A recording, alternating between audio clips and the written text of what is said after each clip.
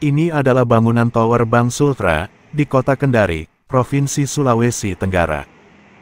Bangunan dengan konstruksi 14 lantai ini dimulai pembangunannya pada bulan Februari tahun 2017 silam. Groundbreaking atau peletakan batu pertama pembangunan gedung ini dilakukan langsung oleh Nur Alam, Gubernur Sulawesi Tenggara saat itu.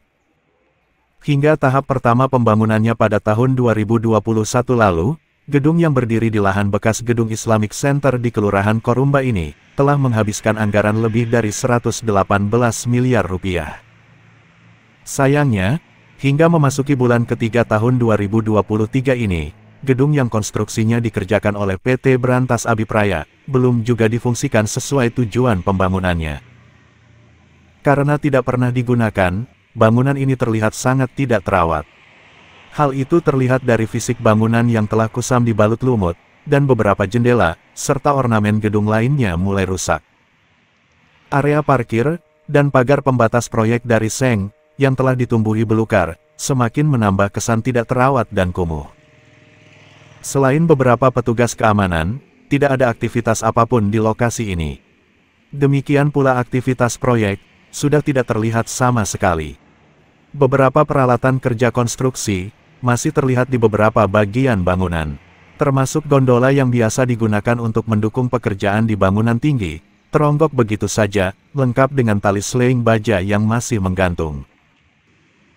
Awalnya, bangunan yang terletak di simpang Jalan Malik Raya dan Jalan Abdullah Silondae, tepatnya di seberang Rumah Sakit Angkatan Darat Dr. Ismoyo ini, direncanakan selesai pembangunannya pada akhir tahun 2018, dan digadang-gadang menjadi salah satu sumber pendapatan daerah dari perputaran bisnis properti Bank Sultra.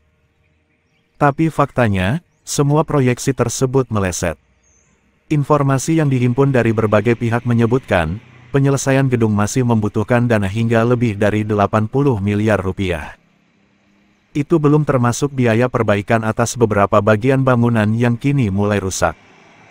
Selain bangunan utama, di lokasi yang sama juga berdiri sebuah bangunan yang rencananya akan dipakai untuk menempatkan mesin pembangkit listrik atau power plant. Nasib bangunan Tower Bank Sultra berbanding terbalik dengan Tower Rumah Sakit Jantung Pembuluh Darah dan Otak, Poputa Yiko di Jalan Samratulangi, Kelurahan Kemaraya ini. Sejak peletakan batu pertama pembangunannya pada bulan Agustus tahun 2019 lalu, hingga kini progres konstruksi dan finishing bangunan rumah sakit berlantai 17 ini mencapai 90%, dan direncanakan diresmikan pemanfaatannya dalam waktu dekat, bersamaan dengan proyek lain, termasuk jalan wisata yang menghubungkan Kota Kendari dan kawasan wisata Toronipa, di Kecamatan Soropia, Kabupaten Konawe. Demikian pula pembangunan tower kantor Gubernur Sulawesi Tenggara setinggi 22 lantai di Kelurahan Poasia, yang diperkirakan akan menghabiskan anggaran hingga 400 miliar rupiah, kini tengah dalam proses penyelesaian, dan direncanakan diresmikan tahun 2024 mendatang.